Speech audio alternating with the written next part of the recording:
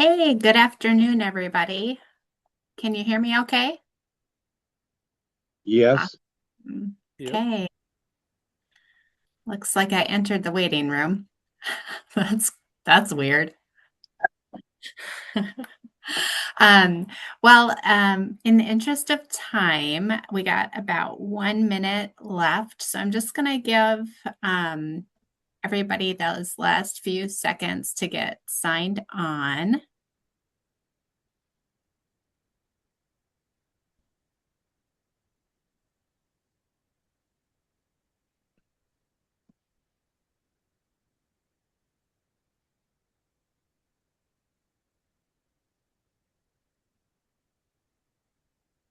Okay, looks like we got a few more people that rolled in, so that's awesome.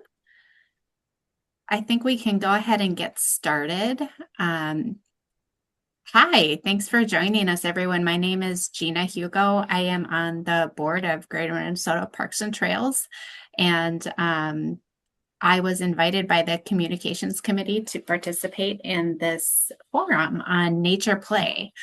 There's a few more people hopping in, so thanks, Brad, for letting those folks in.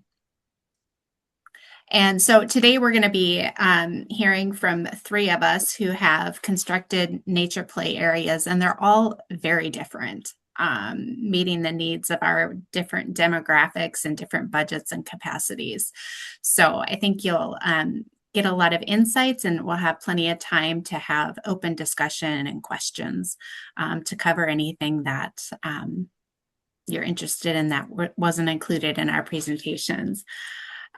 We are recording this meeting so that if you know of someone who wasn't able to make it, they can access it and rewatch it. So I introduced myself somewhat, but I actually work for the Sherburne County Parks Department. Also, that's my day job. Sherburne County is just northwest of the Twin Cities. And presenting with me today is Josh Baas. He is with the City of Elk River, and Jeff Baas with the City of Rochester. And before we dive in, I'd like to just go around and hear from everybody. If you could share your name, your title, and the organization you work with, that would be awesome. And I'll just read people off as I see them on my screen. First is Jeff Baas. Hi, Jeff. Hi, how's it going? Yeah, I'm Jeff Fees. As Gina mentioned, I work for the City of Rochester, um, and I'm a park planner, landscape architect. Have worked in a number of different uh, avenues, I guess you'd say, with that, and obviously now I'm with the City of Rochester. So, yeah. Thanks, Jeff. Next is David McRoberts.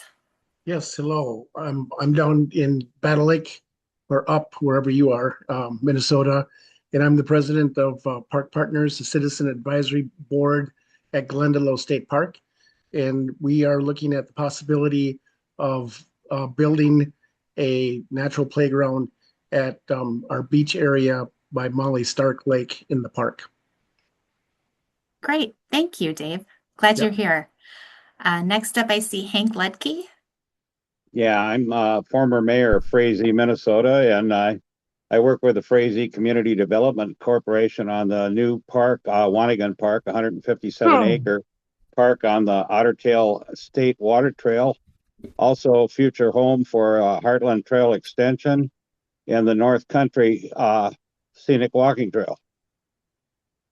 And I've So spent this great. century working on parks and trails and getting people outdoors to be healthy. Awesome. Awesome. You're in good company. I see Brooke Core. Hi, Brooke. Hi, I'm Brooke Core. I work for Lyon County Parks as the park program supervisor, and we've had a few legacy grants. We're currently working on one right now, so just kind of interested in the playground part of it. Awesome. Great. Thank you. Brad.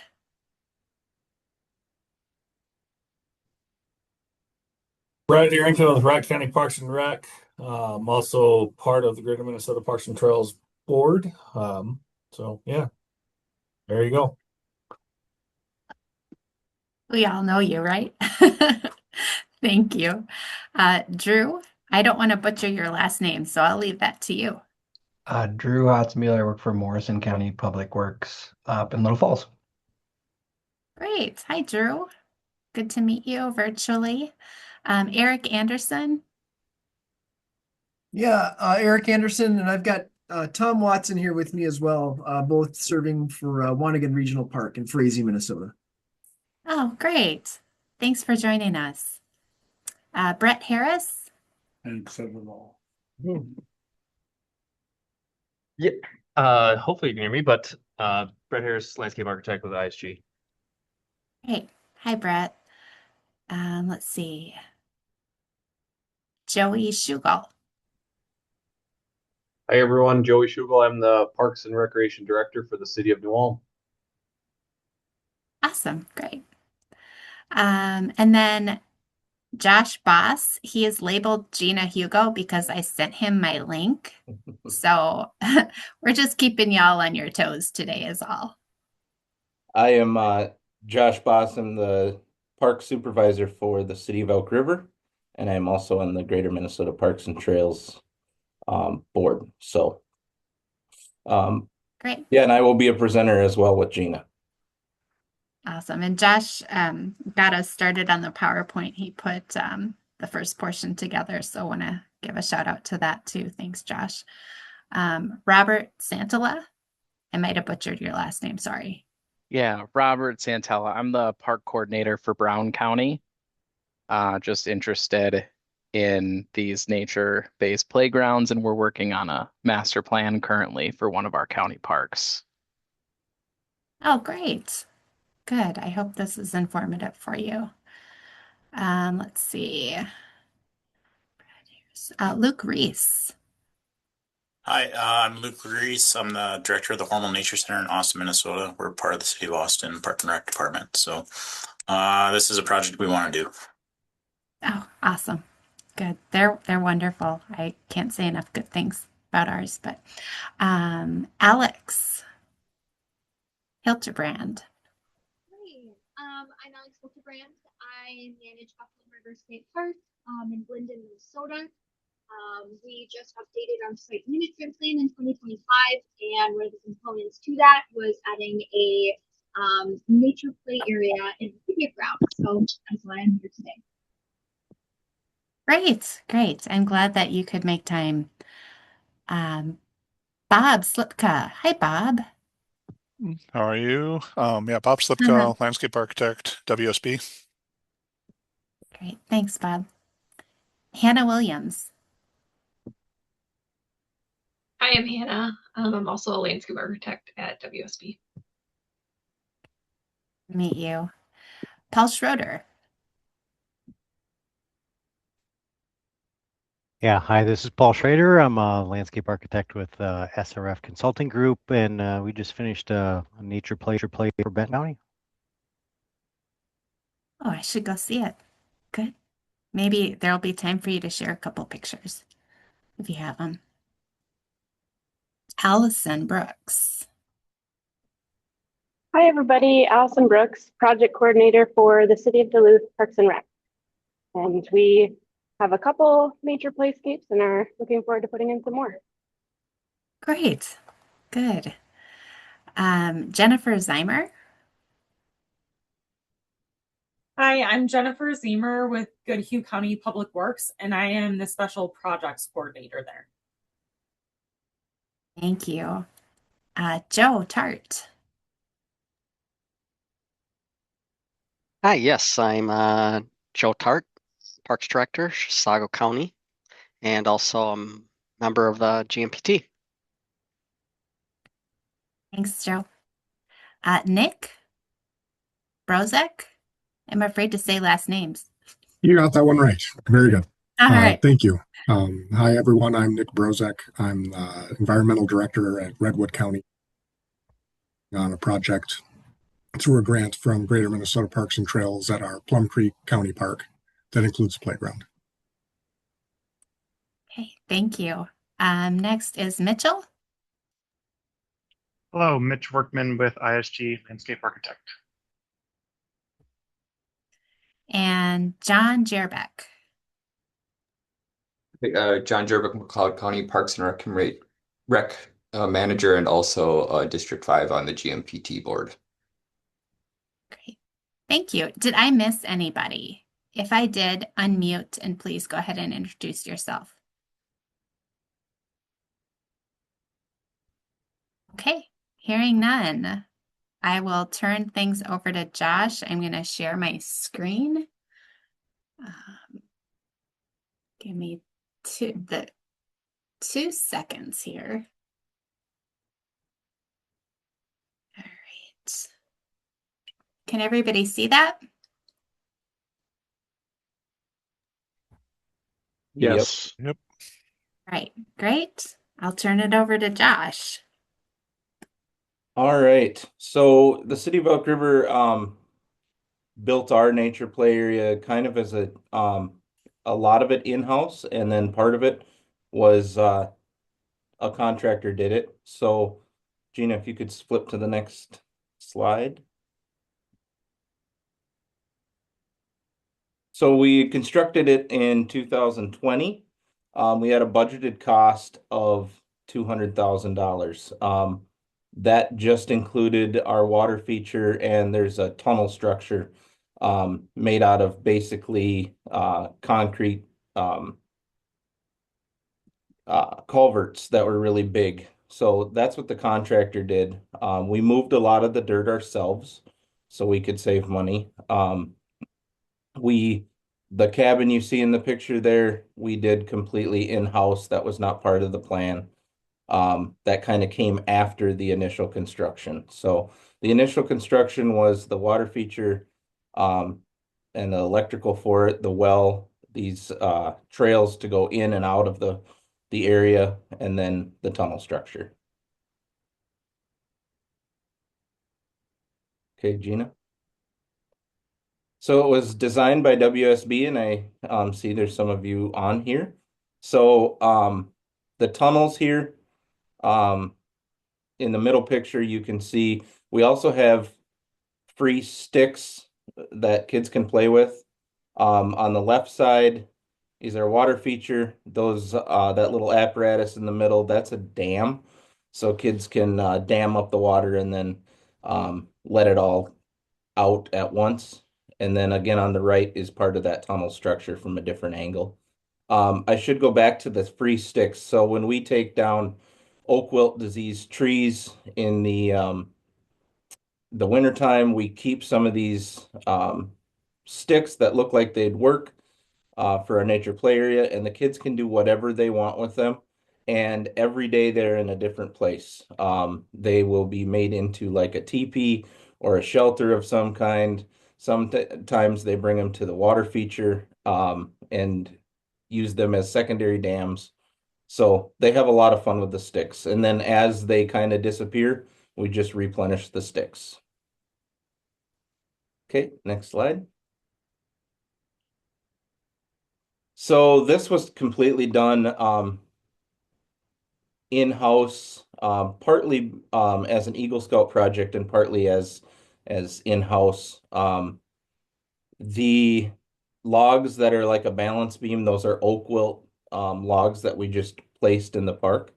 And then the cedars with the little footholds on them, they came out of a Sherburne County park. So Gina was doing a project and didn't need the cedars, so we went and got the cedars and spent during the wintertime, whenever we had time, we peeled all the bark off the cedars and sanded them down. So then in the spring, we set them all in concrete.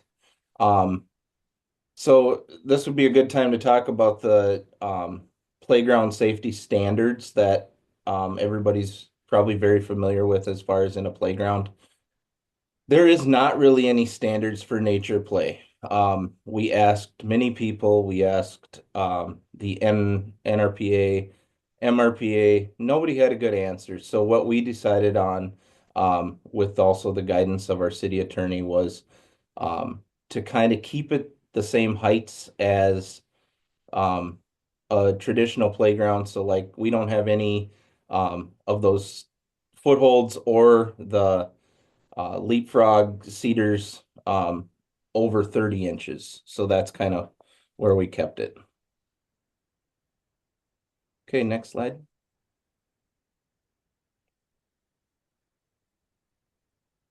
So we were wondering where to get a lot of boulders, and we knew that the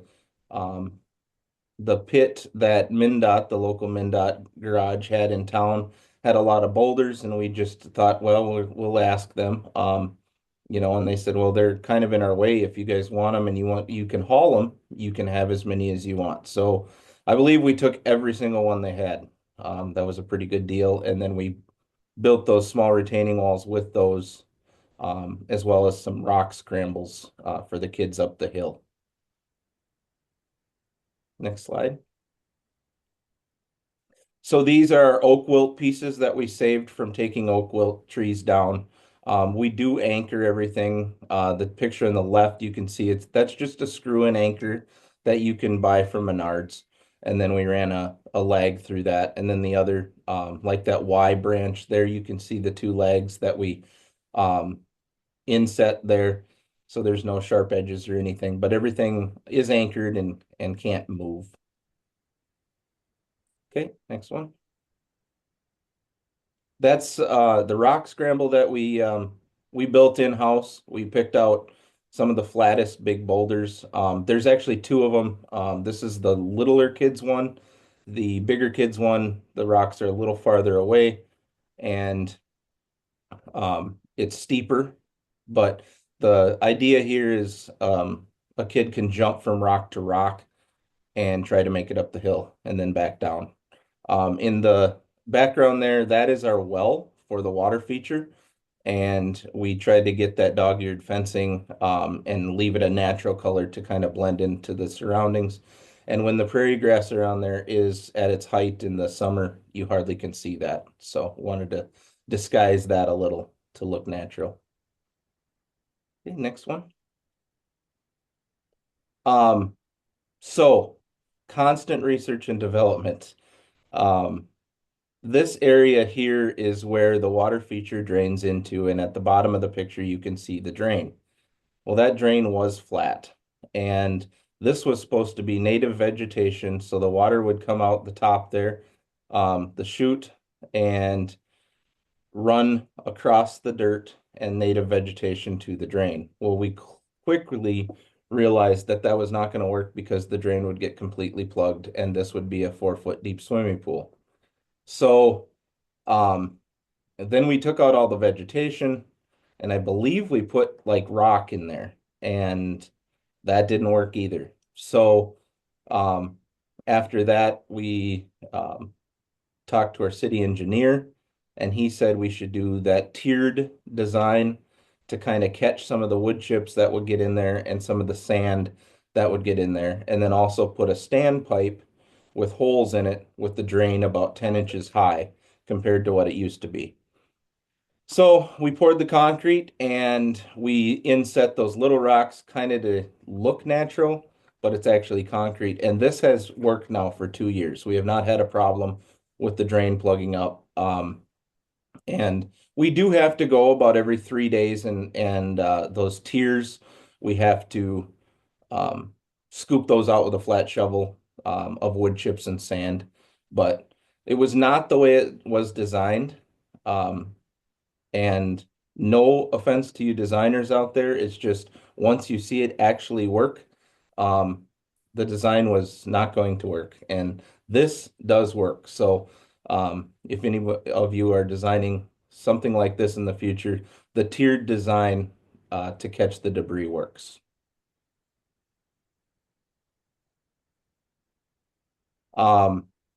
We also did Eagle Scouts projects, and that is the bench. We have several of those benches throughout the play area. If they look familiar to you, we designed them similar to the ones you will see in Cabela's stores if you go to Cabela's. So we had our mechanic in-house weld up and create those brackets, and then an Eagle Scout cut the logs and cut the grooves in the logs and constructed those benches, and that was his project. He was completely hands-off. I'm sure many of you know Eagle Scout projects that sometimes they do very little and your staff does a lot. He was basically, we gave him the brackets, and at the end of the summer, he delivered benches. So the National Honor Society, every year they have to do volunteer projects. So they'll tell me the day and we get this double shredded wood fiber, and we stage it in piles. And the next day we come back after their project and it is all spread out. So we don't do anything in-house for that. So if you're looking for a project or a group that might need a project, that is a good one if you do a nature playground. And so that whole area was nothing but a big hill, so it had to be formed and reshaped for the nature playground.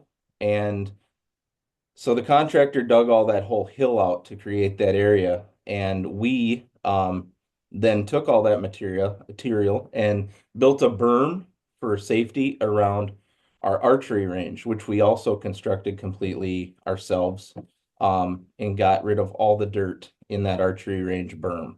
So we we probably saved I would say more than 200,000 just on what we did in-house.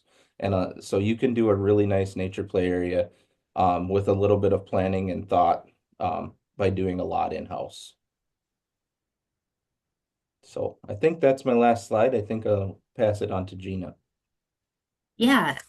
Oh, I think there we go. Hi.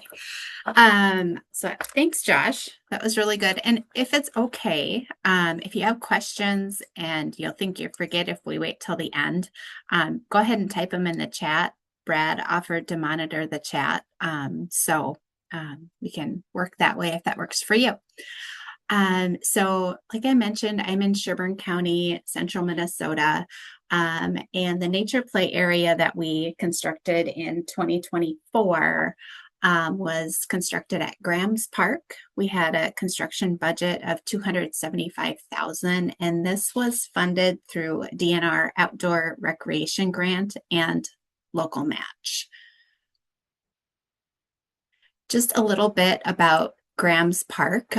This is a 100-acre nature-based park that offers 2 miles of accessibly surfaced trail and boardwalk that lead users through a variety of habitats, wetland, oak forest, prairie, along the edges of a tamarack bog, a lot of beautiful native plant communities for people to interact with. And Graham's has always been our most developed park with the highest amount of recreation supporting amenities. It's near 169, just outside of Zimmerman, which is the fastest growing city in Sherburne County, especially when it comes to multifamily housing units. And this demographic change really reinforced the need for this type of play resource for the youth that have severely limited access to nature. And I learned a statistic last month that makes me think that now more than ever is the important time for us to be putting these opportunities out on the landscape. Kids on average spend about 7 minutes outside a day. And that's not even necessarily interacting or connecting with nature, and more than 7 hours interacting with a screen. So, oh, I forgot to switch my slide. There we go. There's a picture of the boardwalk. Sorry about that. So I came on to the Parks Department in 2019, and this is kind of where we started at Graham's. And I thought, you know, we should really do something like to get kids connecting with nature, like a nature play area. And this is what we had. And I was talking to Josh, and they do playground inspections. So he actually came out and did a playground inspection, and this did not meet the current safety standards. And I was really grateful for that justification to remove it immediately. and have a reason to start fresh with a whole new idea. So we took baby steps on a very shoestring budget of $500. So we installed log steppers, balance logs, and some boulders. We also had a nature mosaic table constructed, built by my husband, just for the cost of materials, and then hand painted by our summer park intern this year. And we created this area in this naturally occurring opening in a box elder grove. I know, not like your most pristine, desirable shade tree, but was really a charming area that was shady and had a nice boundary. And it was really a perfect spot to create a sense of security for visitors and have a clear physical boundary, which is it's an important element of creating a nature play area. And with this type of boundary being box elders, we've taken the extra step to improve the structural integrity of these trees. They often grow with poor form with multiple leaders that are prone to failure. So we are working with an arborist team to do a combination of pruning methods to reduce the risk of failure. And since the initial pruning was done, we haven't had a single limb fall down into the nature play area. So I think that was an important consideration for us to include. And then once we decided that we wanted to take this to another level, we started working with a landscape architect, design consultant, so that we could develop a concept design so that we could apply for funding. And in this first concept design phase, we really focused on community engagement. We did an online survey to find out what the community wanted. We targeted educators and caregivers in the local communities. And we learned that sensory respite areas, accessibility and inclusion, areas to practice large motor skills, and space for creative, imaginative play with just pieces of nature were all things that people desired. And we heard from 200 people on this survey, which allowed us to move forward in a really informed way. So then that took us to the next step. We applied for funding. We didn't get awarded, but thanks to the requested feedback from the DNR grant staff, we found out exactly what details we needed to include in a second try. And our second application was approved. So in the actual design phase, we conducted additional community engagement through an open house where we placed dot voting opportunities with pictures of what feature options would look like in the actual location that the feature would be. And we got really good reception from that. And we had free ice cream. So that always helps. It's one of my favorite foods, but if you don't know me well, you know that about me. And this community-informed design ended us with 5 main programming areas that considered play variety and value, helped us select our features and know what vendors we might include in the bid item packet. Age of play by area. We considered circulation and accessibility, surfacing materials, ball zones and safety, and then also plantings. What's going to make it interesting for kids? And this might be a good place. Josh brought it up a little bit that there really aren't standards for nature play. But there's also the concern about recreation immunity and how that applies to nature playscapes. And we did receive support from MCIT, Minnesota Counties Insurance Trust, our county risk manager, and the county attorney by ensuring adequate fall zones remain free of hazards and that we weren't creating an artificial condition where immunity could be questioned. And I did in the chat a little bit ago put a link to the MCIT Park and Rec Best Practices Guide.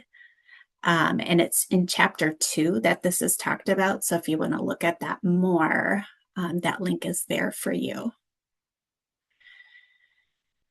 And I'll just go through each of the kind of 5 main play areas a little bit so you can see what kind of detail is in here. So starting on the north end of our Box Elder Grove, which is in the green. I don't know if you can see my cursor in the green. It starts with a kind of a fairy village feel, and these are 2 willow huts that provide that sensory respite opportunity.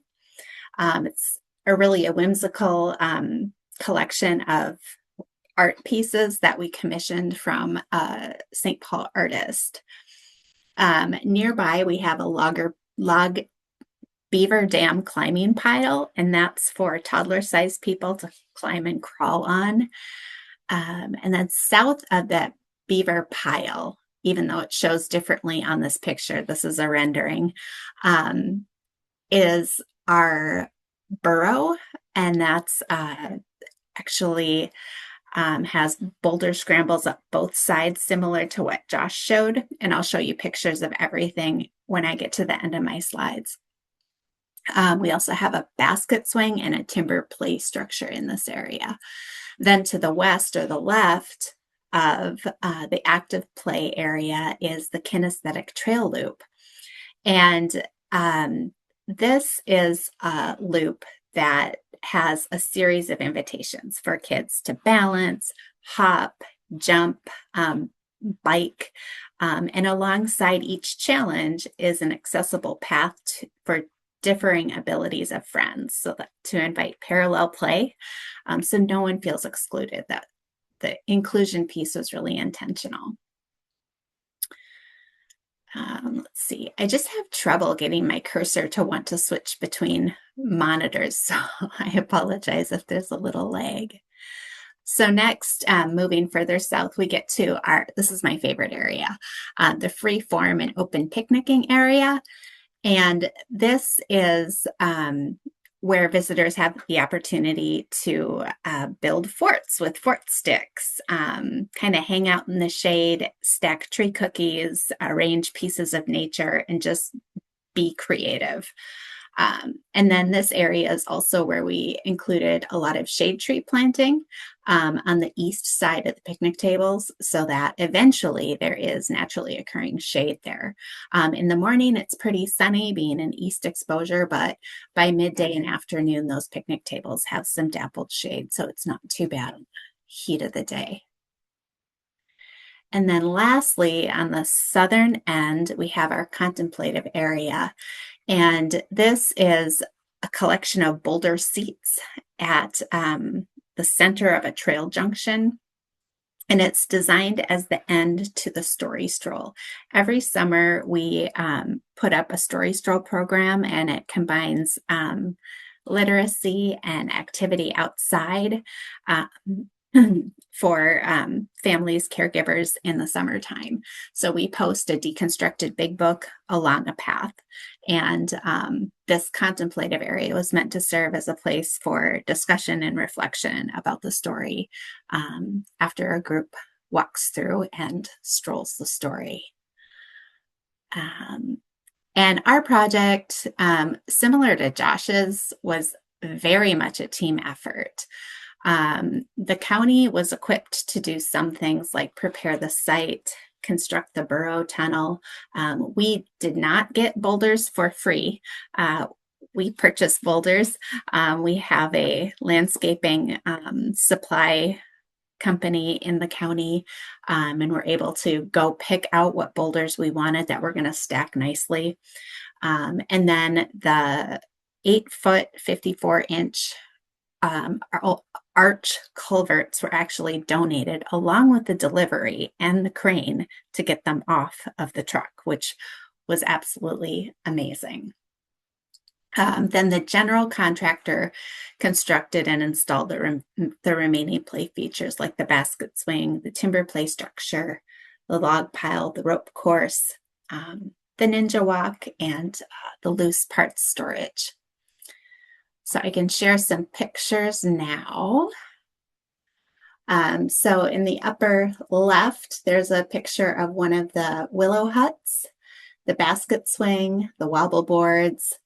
In the upper right, you can see the wobble boards in the foreground and the boulder scramble over the earthen burrow and the timber play structure in the background. You can see how cool that culvert is to be inside of, and the bottom of it is actually poured in place. And then adjacent to that is crushed limestone trail surfacing. It's 3/8 inch minus limestone. The lower right is the banked turn and rollers, which all wheeled devices are able to use. It's a custom mix of high clay content aggregate that actually really locked in beautifully. Flip to the next one. There's our balance log, which was actually from a tree that unfortunately had to be taken down for the parking lot expansion, but we made good use of one of the best limbs. There's another shot of the banked turn and rollers. And then in the lower left, that's kind of our ninja walk, but we call it the birch stilts. So they were hand painted to look like birch trees. And then in the bottom right is our balance rope. Here's a couple shots of the free form and open picnic area. So you can see in the background of the lower left picture, that's the fort tree that has always organically been a fort tree. Before we started providing fort sticks, people found fort sticks and gave us the idea for that. So that is a box elder. So everyone will be heartbroken when that great long limb fails. But we did do some structural pruning on that to try and prolong its life there. You can see the loose parts storage area just got installed 3 weeks ago, so we don't have it stocked with pieces yet. And then in the lower right is a pebble harp. This is just a fun musical element that's surrounded by pea gravel, which children can pick up the pea gravel, or adults. I showed Josh how it worked, and drop it through the holes on the top of the table. And as the pea gravel passes down, it hits piano strings. So it sounds like a harp. It's kind of fun. And then another important element to our play area is communication. So for each area, we kind of provide guidance on expectations of conduct. Always, uplifting etiquette and safety. So, and then this is ever evolving. Like Josh said, you can build it as it's designed, but then the kids will show you what you did wrong. So our intent with the earth-covered burrow is that it be vegetated with a variety of textures. So we used B-lawn, which came in great, no erosion. I mean, it just beautiful. We did a meticulous job installing the erosion control blanket. Nothing failed that way, but it became clear right away the routes people took to get to the top to be king of the burrow. So this spring, we're actually going to be armoring those well-traveled trails with a bonded rubber mulch. So we'll see how that works. We might learn a lot from that too, meaning we'll have to do something different. But aside from refreshing the engineered wood fiber, which is 12 inches deep around each of the play areas or play features, and then mitigating any damage from environmental events or just overuse, there's really not been any maintenance to speak of this area. Picking up fort sticks, I guess. But that's my last slide, so I will turn it over to Jeff, and I'll get to his first slide. Sounds good. Thanks, Gina. I think what I'm going to do is talk specifically about one of our projects, one of our regional parks, where we have a nature play area. Actually, we've got nature play in 2 of our regional parks, but focused on this one that I'll show, and then also talk a little bit about how we're incorporating nature play elements into some of our neighborhood parks. So yeah, go ahead, Gina.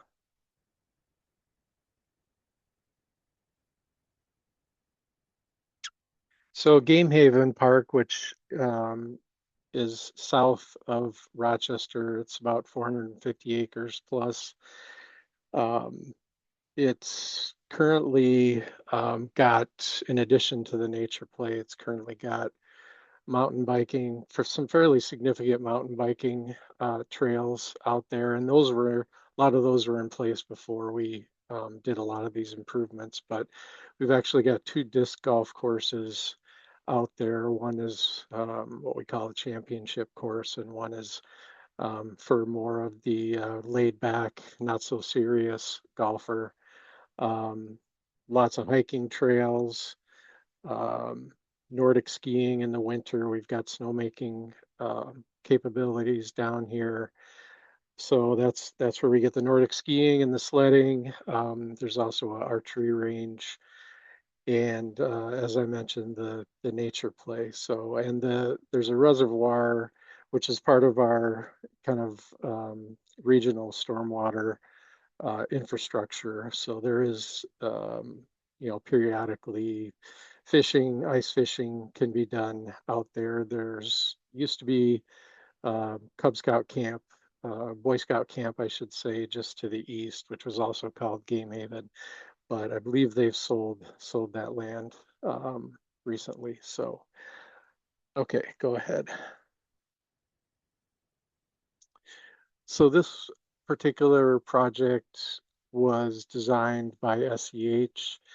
They have a Rochester office, and at the time they had a couple landscape architects down here. I don't know if they still do, but this nature play area, which is what you're seeing here, was part of improvements which included a new parking lot, an entry road, the disc golf, snowmaking, and all that kind of stuff. So in terms of the nature play area, the main items that were incorporated were swings, a climbing wall, the kind of rock climbing or rock scramble, as others have called it. There's a lot of kind of wood and stump balance items and climbing items, similar to what you've already seen. We have a really large hill slide and water element as well as a culvert tunnel. So very similar items to what you've already seen in the various projects. I'll go ahead. So this is kind of our rock scramble, and what you see there in terms of the wood platform just to the right is actually one side of the climbing wall, which you'll see in a later picture. But we added some ropes and for smaller kids for safety. A lot of this rock, in fact, I think all of this rock was taken from on site. This is a very rocky site. So so yeah, you can go ahead to the next slide, Gina. So yeah, in terms of construction, like I mentioned, a lot of the materials we actually got through our forestry. So the wood elements we got through our forestry group. And as Josh mentioned, we try to use, the oak trees that we take down, which have died from oak wilt or for another reason. And we're kind of stockpiling those really in one of our other parks so that we have them to to use as necessary. But this is a good example of where we used quite a few of them. So you see some of them vertical and embedded into the ground, and then some laying horizontal. The area is surrounded by kind of a lower vertical log uh, element, and then P-rock in these areas. And we did try and take some of the principles and the ideas from traditional playgrounds, such as safety surfacing and fall heights and things like that, and keep those things in mind as best we could. But obviously, it's very difficult to um, hold to those standards with a nature play area. And I think that our view with some of these nature play areas is that there should be some inherent risk in play and the ability for some kids to be challenged in different ways. So obviously not that we don't care about safety, because we do, but I think there's a balance there. So project was completed in 2023. Most of the construction work was handled by a general contractor as part of the broader improvements in the park. And when I looked back, roughly what I came up with was about a $200,000 budget. And like I said, a lot of these natural materials were, um, um, procured by us or through, means that we kind of had control over. So, okay, go ahead to the next slide.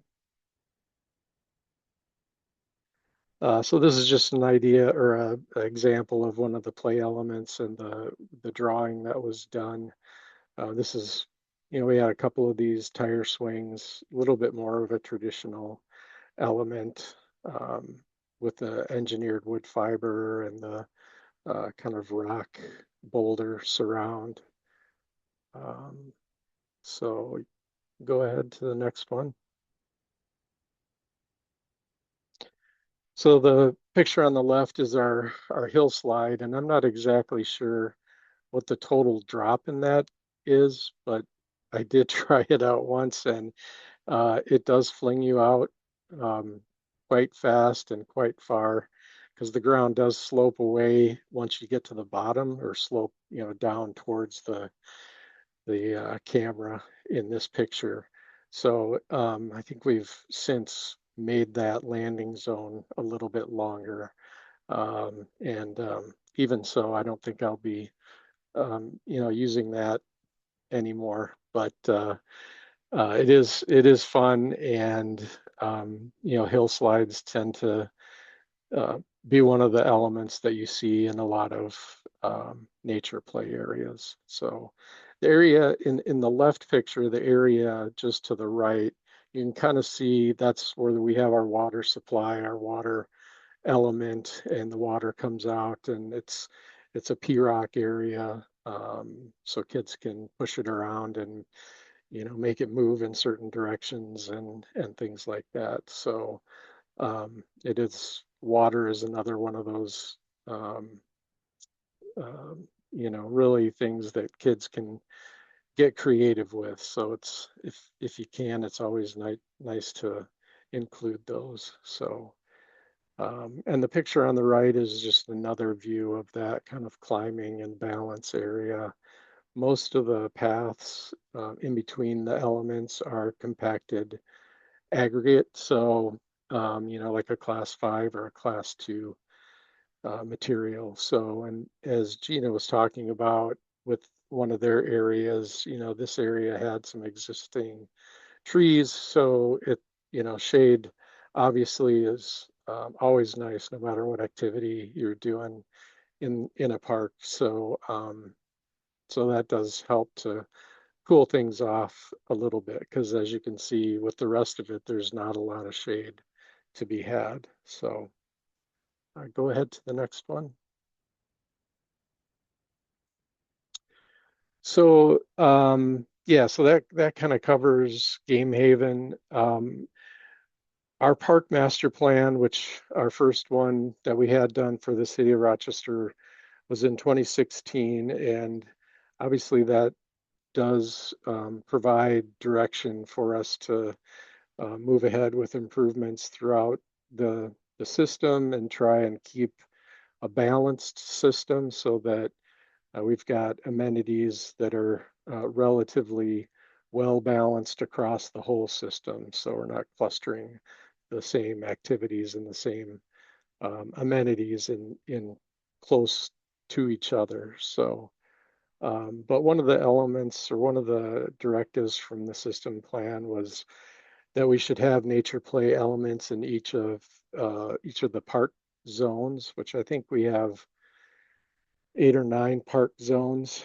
And so that's one of the things that we've really embraced and are trying to, I think we're pretty close to having accomplished that, but neighborhood parks are a good place to incorporate, if not a lot of the elements, at least some of the elements of nature play.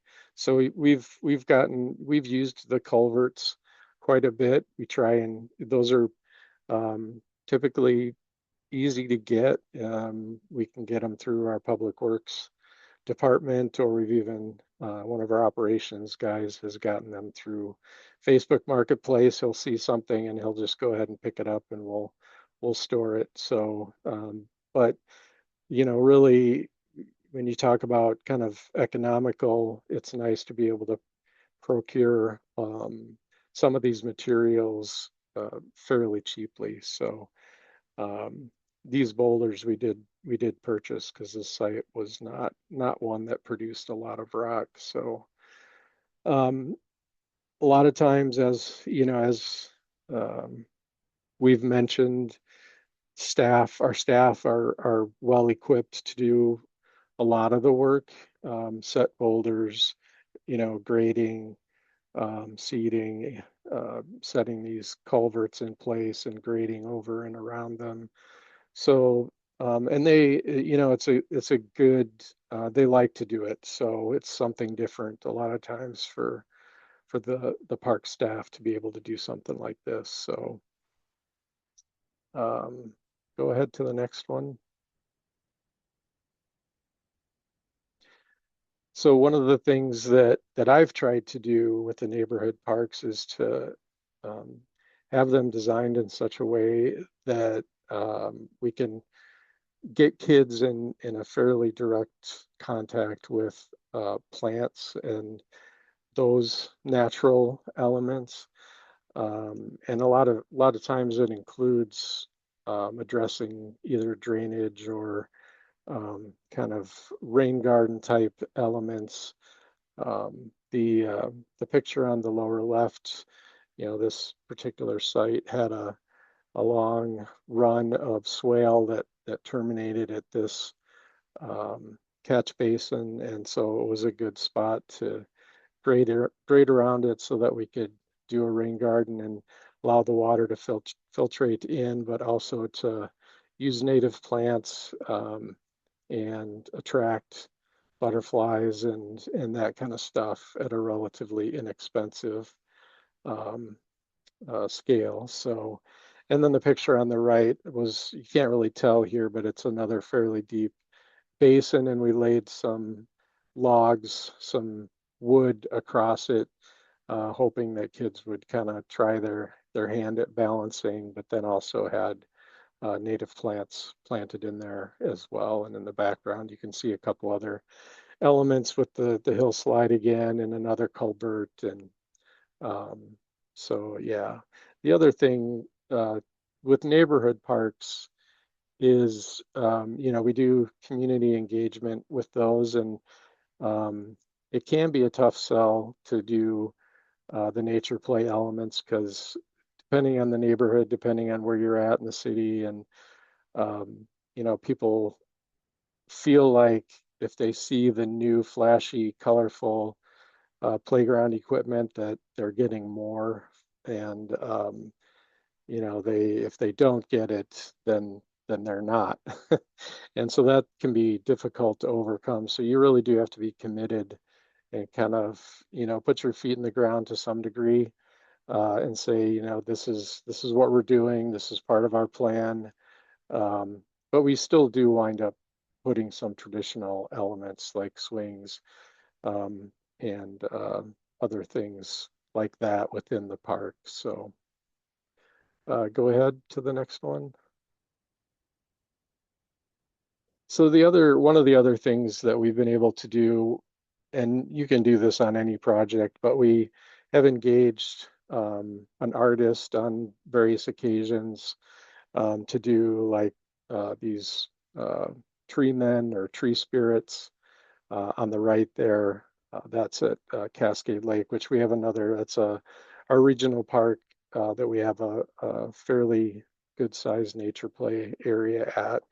Um, one of my colleagues had been to Europe and had seen a park where they had taken these dead trees and turned them upside down so that the root system kind of looks like the branching, and we kind of plant them in the ground and then had these tree spirits carved onto them. And then in another one of our natural parks, Prairie Crossing here in town, we had again, we engaged the same artist slash woodworker and had him do um, some carvings of some of the animals or birds that you might see within the park. Carved those into dead trees, cut them off at 10 or 12 feet, and then yeah, so we do feel like nature play does give us a little bit of an opportunity to do things that are maybe a little bit out of the ordinary. So go ahead, Gina. So, and this is my last slide. So we've done this in a couple parks as well, but I don't know if you necessarily consider it nature play, but a labyrinth, which we've done using kind of low berms, and then just seeding it with grass. And I think what we wound up doing here is actually mulching in the pathways. And then we had a large granite boulder at the center. But another kind of unique element that again, they're easy to do with our staff, and especially if you've got some extra soil on site that's being generated from something else like a sidewalk or whatever the case may be. So yeah, this is my last slide. So guess we can move into questions. I'll turn it back over to Gina. Yeah, thanks, Jeff. Thanks, Josh. So I guess I'll open it up to questions, and Brad and I will both watch, and yeah, go ahead. Questions for the speakers.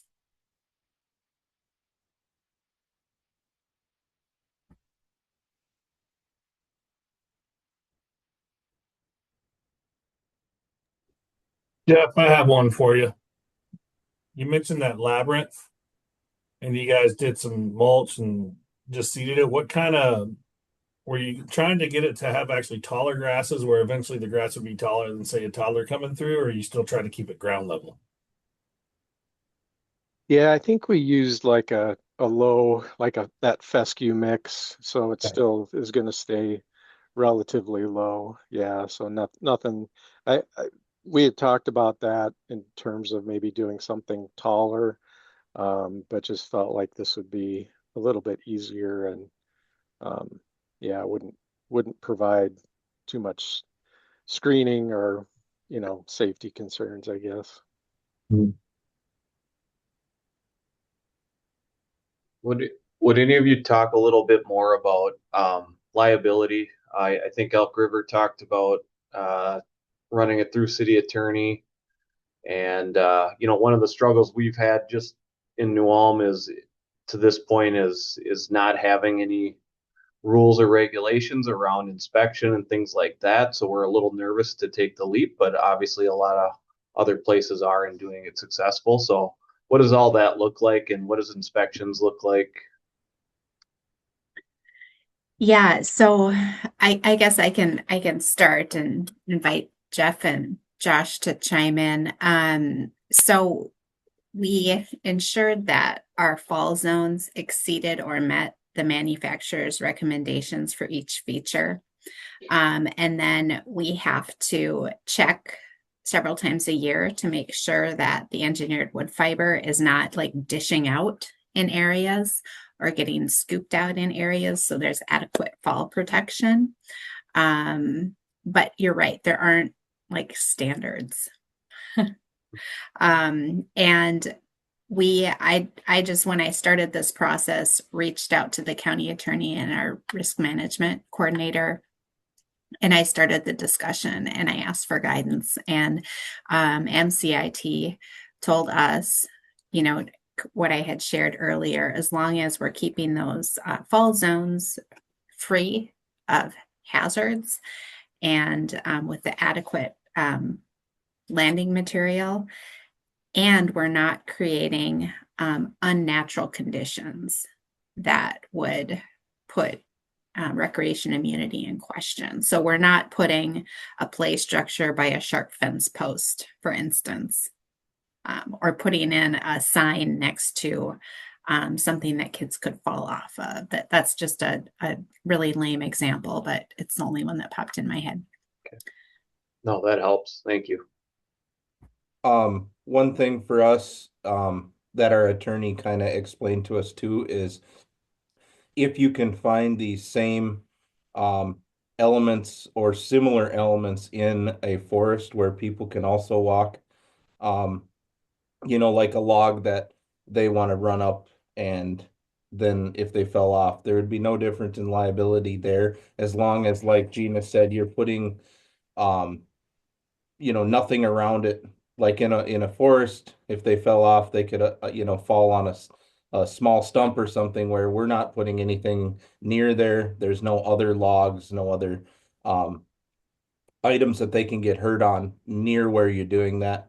But if they said, hey, I got hurt and you put this here, well, they could also find that similar element in a forest. So that's how we kind of dealt with it.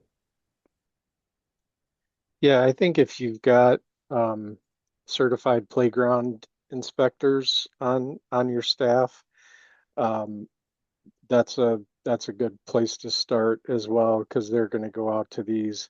I mean, ideally, actually, we get them involved in the design phase, or if we're working with the design firm, make sure that you're working with someone who is familiar with designing regular or traditional playgrounds, and applying those same principles to the nature play design. So those are good things to keep in mind. And then when our certified playground inspectors go out, they're going to be looking for kind of the same things that they would be normally, in terms of if a kid's got a loose piece of clothing, and that, where can it get caught, making sure that those types of situations are minimized or looked at. I think that's a big plus, as well, as to rely on them. And then we do rely on the League of Minnesota Cities, not just for nature playgrounds, but just for insurance questions in general. Like Gina mentioned, the county, I think it's probably similar to her county organization, is probably similar to the League of Minnesota Cities. But that's a good place to make use of that resource as well. And yeah, I think at some point, though, you do just have to kind of pull the trigger and do everything, kind of do your due diligence, but ultimately, take the plunge. And hopefully the city attorney's not too risk averse, or because it's non-traditional, they don't want to do it. Or yeah, so And I don't know about Jeff and Josh, but the feedback that we've received from the community has been overwhelmingly positive. Like I have not heard one negative thing about the nature play area. So I don't know. Would you say the same, Jeff, Josh? I would say the same, yes. If anything is not working at it, like you can go out to a traditional playground and realize that there is a piece that has been broken for a week or two, that you didn't get eyes on, and you will not get a phone call on it. If for 1 second our water feature is not running, or something's not right, or there's not enough sticks to play with, we get calls. So yes, I would say 100% we get the most calls on the nature play area as far as playgrounds.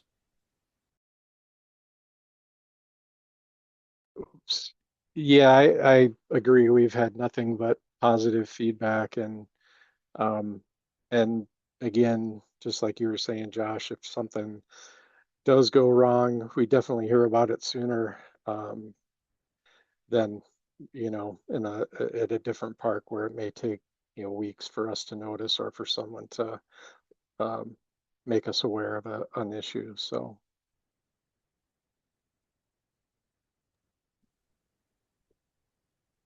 Other questions? I think it was Paul who mentioned they just completed a nature play area for a Benton County Park. Is that right, Paul? So Gina, thanks for inquiring. Yeah, it's fun to see other people doing. Sorry, my microphone's a little off. Sorry about that, but yeah, I had an opportunity to do something similar to what you guys have done. We were able to do something in Benton County at Bend in the River Regional Park, very similar to you guys. We have a lot of similar items. I do have a few photos that I'll share and see if that can help too, but I don't know if I can share. Somebody might You have to give me should be access. able to. You should be able to. The button on the bottom. I'm going to try that. I think this should work. Let me know if it pops up.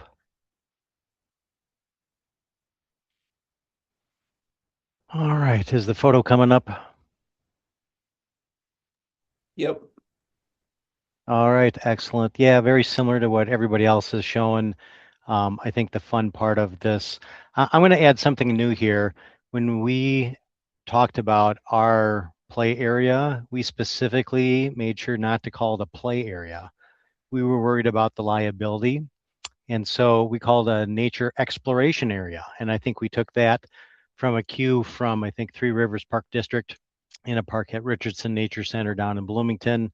And we kind of followed their guidance a little bit and tried to use a lot of the same elements that everybody else has been seeing with stones and logs and branches and other things. I think it was really exciting to kind of create something for us. This park kind of sits out away from town, so it's north of St. Cloud and just south of the city of Rice, but it doesn't get a lot of use, and it's mostly a nature walking area with great views of the Mississippi River, but we wanted to integrate more kids play to get families out there. And so I think that's what the goal is for what we were trying to accomplish. As I we'll kind of go through a few quick photos here. We tried to do ADA accessibility, the playground requirements, even though it wasn't officially a playground, we tried as best we can to follow the fall zones, anchoring all the materials. We did a wood log perimeter and we all those to the ground. We had a lot of the natural elements like twigs, branches, stepping stones that made it really fun for the kids. As you can tell, the teepees and the little houses and stuff, sometimes you would have some pre-made posts that the kids can use to kind of make a little house. And we also recognize that we wanted to have the small kids have an opportunity to do something. So a lot of this is like elementary age, maybe preschool, but a lot of the smaller kids just wanted to go play in the sand. So we offered some smaller twigs, branches, and a sand pit for the younger kids. So just something different that I think we were pretty happy about. I think we got a lot of rave reviews and just having a lot of flexibility, having a few fixed elements, but also having a few items that the kids can just kind of pick up and make their own. So anyways, that was a really good project to kind of work with. I will say this, we did the design drawings like other consultants have done, and I think I came up with the idea like in one evening, put it on a plan, and we got into the construction, and the contractor bypassed the shop drawing submittal and just built the whole thing off of our plan without us knowing it. So all of a sudden we go, hey, how's it going? Are you going to submit a plan? They go, oh, well, we built the whole thing last week. So all of a sudden we have to run out there and go like, oh my gosh. And they did a great job. Really thought that the contractor knew what they were doing. They were working with another recreational outfit that was building a picnic shelter that gave them some guidance. And I think between some good design drawings, some guidance, and some insight, it all turned out really well. Was really happy with the results. And as you can tell, trying to do different elements with steps, boulders, this brand support post in here because we kind of felt like this is something that we just kind of find in nature and they can kind of hang from that. This is a little bit questionable on how tall that is, but they were okay with that and kind of moved on. So kind of excited to see that. The kids all ran over there as soon as the mom and dad parked in the parking lot. So we were pretty excited. So similar to what everybody else has done, I think that we're kind of seeing this being a very popular element within the parks. I think a little bit more nature parks. You see this a lot more. I think Jeff and Rochester has indicated, sometimes in a more established neighborhood, they want to see the fine colored, shiny playground equipment. But I think that we're still recognize that there's other avenues to integrate kids with her. So just thank you for giving me a few minutes to share this process too. Yeah, thank you, Paul. Thanks, We have a Paul. couple other business members on the forum today. I'd just like to open it up to see if you all have done some nature play design and want to share any ideas and concepts with our guests today.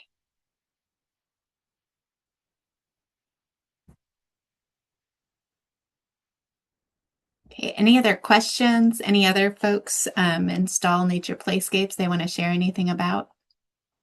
Hey, I had a question. This is Dave McRoberts from Battle Lake. Just on what percentage of the project would be the design cost? If somebody could address that, that'd be great. We usually plan on 15 to 20% of the construction cost being the cost of design. So, and that can vary a little bit depending on how robust your community engagement is. So hopefully that gives you an idea. Others want to chime in on that? Yeah, I would agree. That's kind of where it winds up for us. Like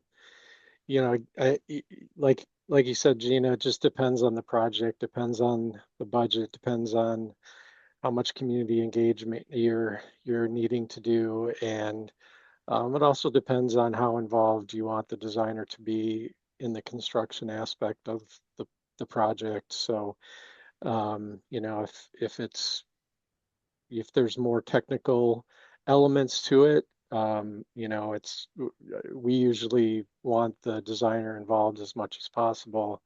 Some of the neighborhood parks that I showed, I did the design and our staff did the work, and so there really wasn't a whole lot of design fees spent. So but though again, those are smaller scale, and so yeah, but I think 15% is usually a pretty good number.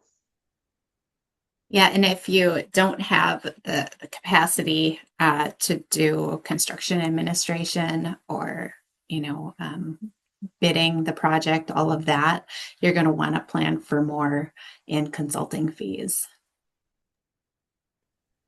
Hey, Gina, this is Paul Schrader again at SRF. One of the things that I love hearing from everybody is that they have the ability to use resources or materials that maybe other groups have or that get donated. I think a lot of times we recognize that the parks do utilize a lot of either volunteer help or materials. You know, in our regional park for Benton County, they had a lot of boulders and trees that were available for the contractor to use. And just having that resource available, I think, makes parks a little bit more affordable than to always think you have to pay full price. So it's great when everybody can be resourceful and utilize maybe other departments or other groups to kind of make something shine. And everybody tends to get excited about parks, so it's sometimes an easy sell.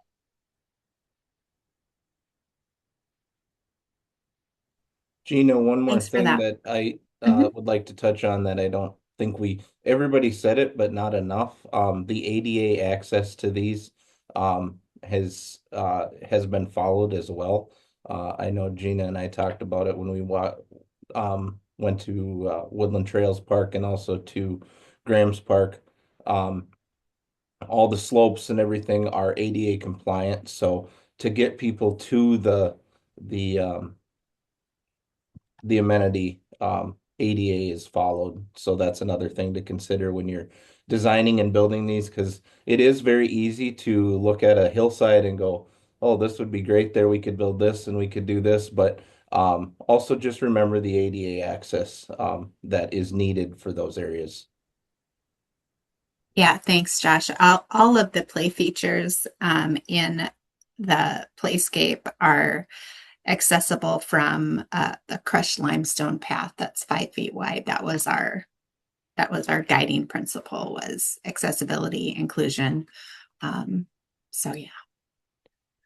Yeah, and I'll put in a plug too. I can't remember. I think it was just within the last month or month and a half, the Greater Minnesota Regional Parks and Trails group has been has been doing accessibility webinars and from last year as well as this year, but the most recent one talked a lot more in depth about trails and you know what, just the different types of access, ways to access different park elements, and it was really a good eye opener for me to understand you know, what is considered you know, an accessible route, what's considered just a sidewalk, and there's just a number of different definitions that were really helpful for me. So I would recommend you can go to their website and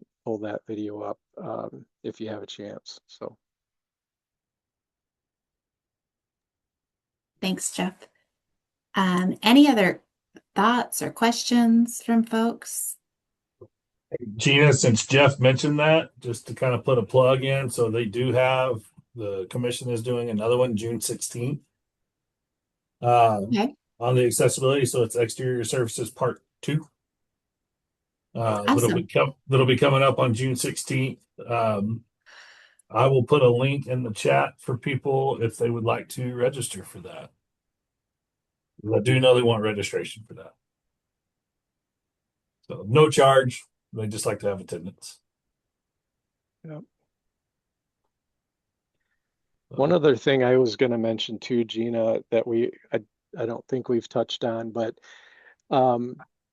you know, because we're working with natural materials, you know, there is going to be a lifespan for these different elements, which is obviously why we try to use oak and hardwoods. I'm, I guess, curious to see how some of the wood elements hold up over the, you know, 5, 10, 20 years, and how that kind of compares with a traditional playground, which, you know, I think we typically look at a lifespan of 20 to 25 years on those. So just that whole idea of how these things age, I think is going to be interesting and relevant if we, you know, when we get to that point. So Yeah, that's a good point. Selection of your materials is key.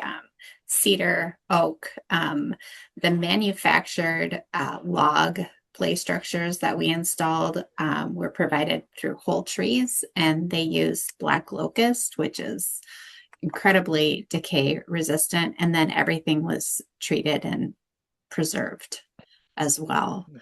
Even the pieces that we self-sourced, the general contractor took to their shop and dried and treated and preserved so that we could optimize the lifespan.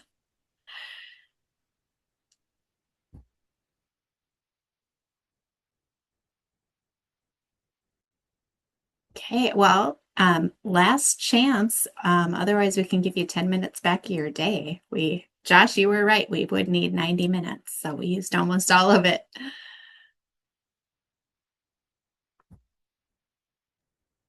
Okay, well, thank you so much, everyone, for attending. I'm really glad that we got to get together and gather around nature play, nature exploration. I like that one. Have a great day.